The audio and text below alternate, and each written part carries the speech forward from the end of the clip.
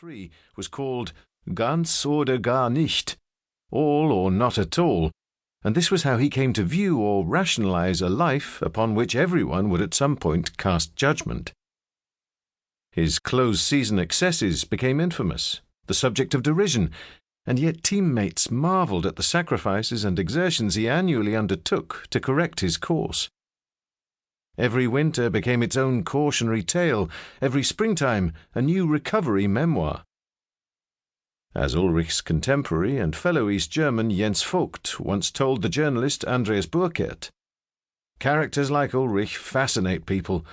They're right up in the heavens, then they fall really, really deep, only to rise again. They go through life like normal people." In this book we will hear from others who extol Ullrich's everyman appeal, although one could easily make the opposite case, that it was his uncommonness that induced devotion among common men. Or, put another way, the feeling that, if Ullrich could only bring himself to do ordinary, mundane, everyman things, stay relatively fit in winter, control his appetite, handle his talent with care, he would one day reveal himself as the peddling Übermensch, Superman, we glimpsed in 1997. He had demonstrated that potential once, and in subsequent years all who had witnessed it waited, enraptured, salivating at the prospect of a second look. As another contemporary, David Miller, put it to me, Jan was the ultimate missile that never got used. I think that's one of the things that makes his story so appealing.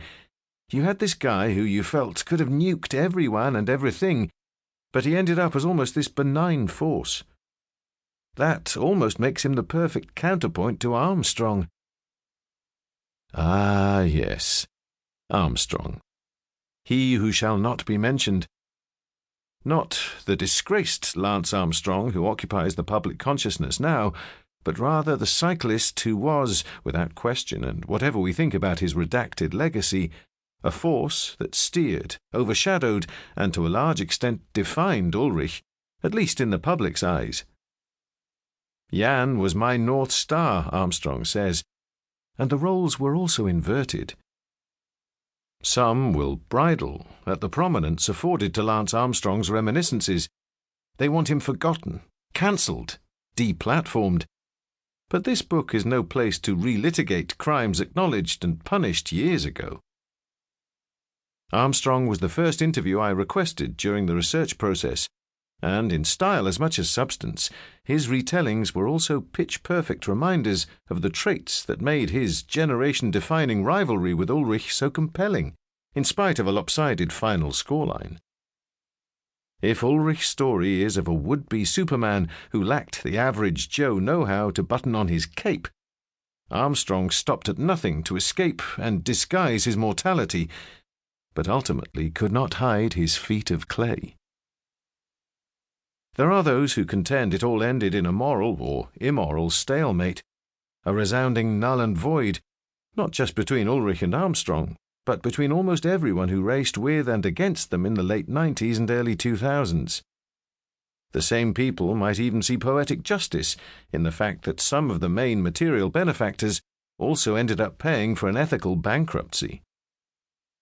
It is certainly sobering to reflect that, in the summer of 1999, the haut monde of international cycling indisputably consisted of 5 athletes: Frank van den Broeke, Marco Pantani, Lance Armstrong, Jan Ullrich, and Mario Cipollini.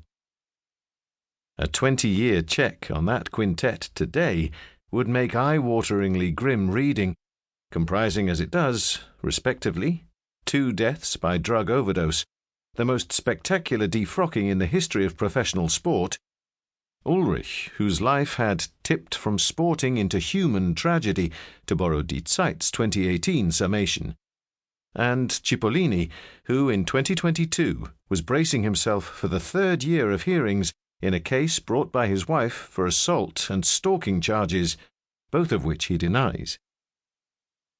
It is impossible to know how much and in what ways, subtle or otherwise, cycling brought chaos to these men's lives, having previously exalted and to a certain extent shaped them, as it does to everyone who falls under this sport's hypnotic spell.